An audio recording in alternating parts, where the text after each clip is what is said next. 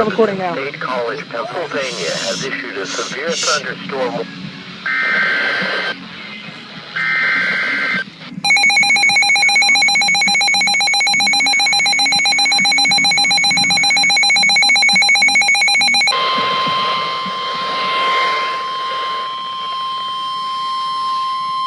Kneel down, guys. The National Weather Service in State College, Pennsylvania has issued a severe thunderstorm warning for southeastern Clearfield County, Pennsylvania, Center County, Pennsylvania, western Clinton County, Pennsylvania, until 7:45 p.m. At 7 p.m., National Weather Service Doppler radar indicated a line of severe thunderstorms.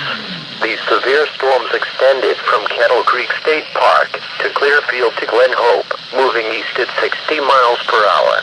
These storms are capable of producing damaging winds in excess of 60 miles per hour.